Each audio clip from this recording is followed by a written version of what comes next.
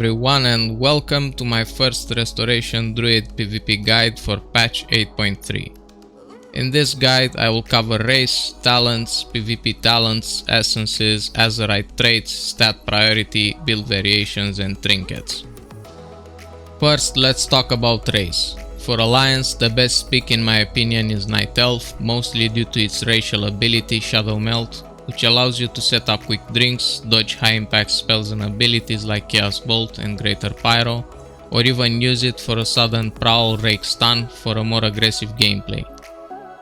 Kultiran is also a viable pick due to its Haymaker stun and knockback effect, however Night Elf outperforms Kultiran in most situations.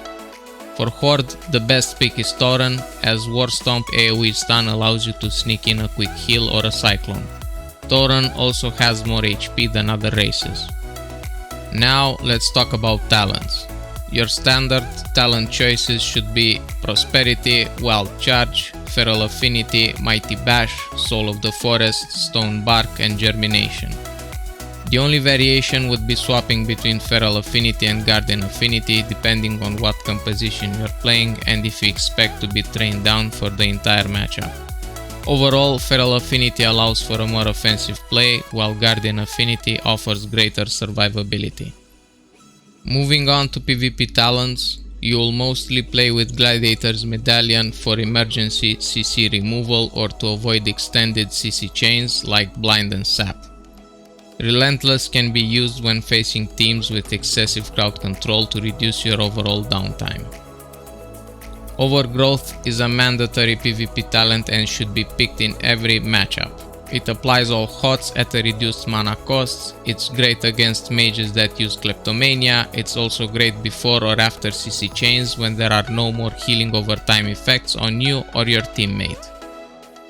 Cyclone is a strong PvP talent as it gives you an extra crowd control to be able to create or extend CC chains.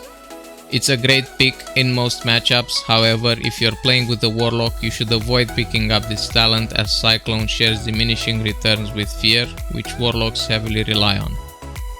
Note that Cyclone targets are unable to receive healing or damage and is a great tool to set up kills if used correctly while cross CC is possible. Master Shapeshifter is an excellent PvP talent when you know you can spend a lot of time in cat form. It should only be picked when playing Feral Affinity and is great for creating huge pressure. Multiple re-stealths and rage stuns coupled with crowd control from your teammate and keeping bleeds up is a perfect way to force the enemy team into a defensive gameplay.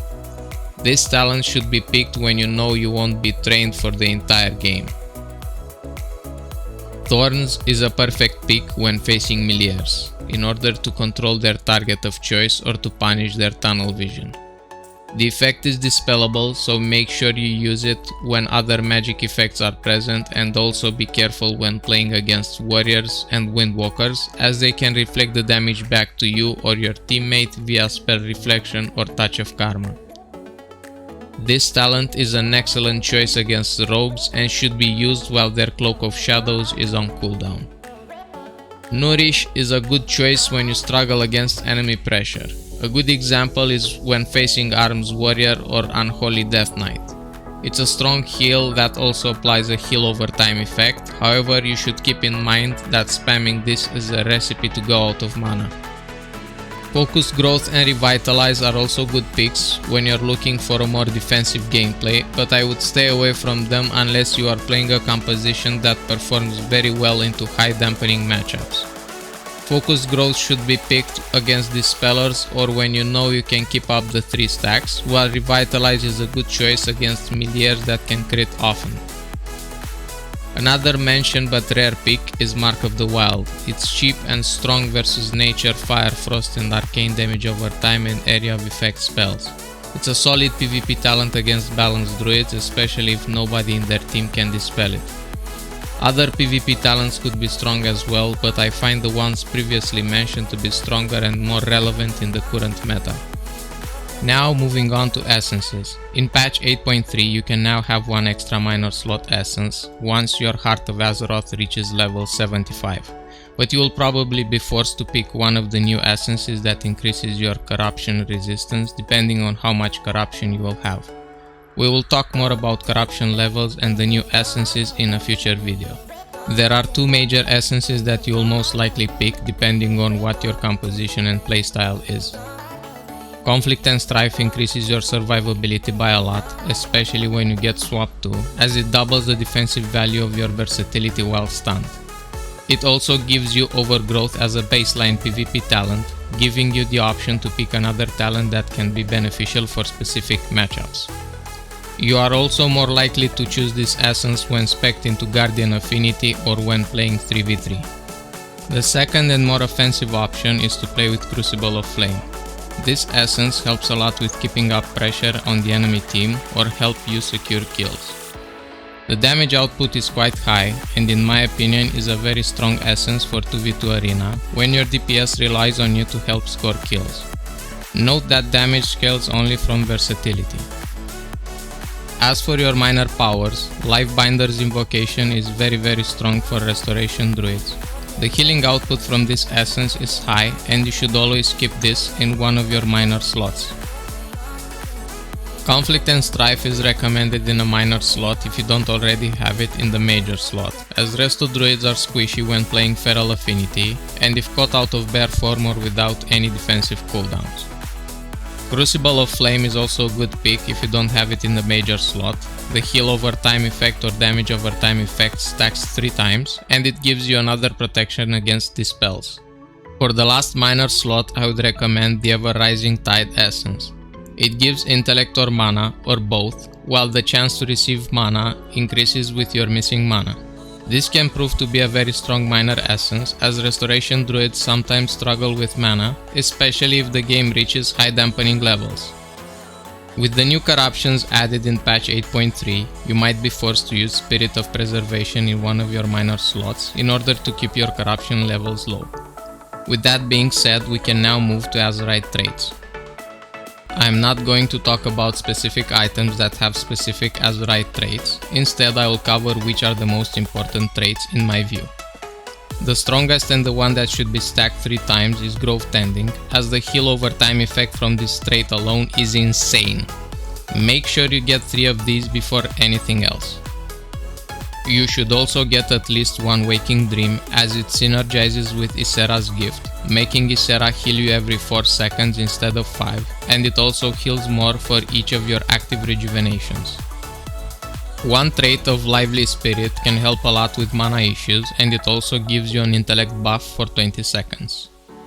Moving on to the next tier of Azerite traits, any combination of Concentrated Mending, Blessed Portents, Azerite Veins, and Ephemeral Recovery should work just fine. However, keeping 1 Concentrated Mending seems very strong due to it being able to proc other healing effects like Crucible of Flame or Lifebinder's Invocation far more often.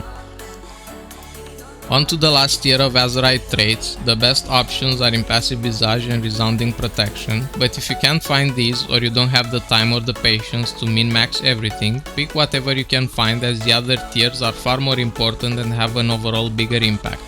That pretty much covers the essentials about Azerite traits. Now, before we move to the last point of this guide, let's talk about stat priority for a Restoration Druid. There are different priorities and different playstyles when it comes to Resto Druid, but if you ask me, there are 2 options.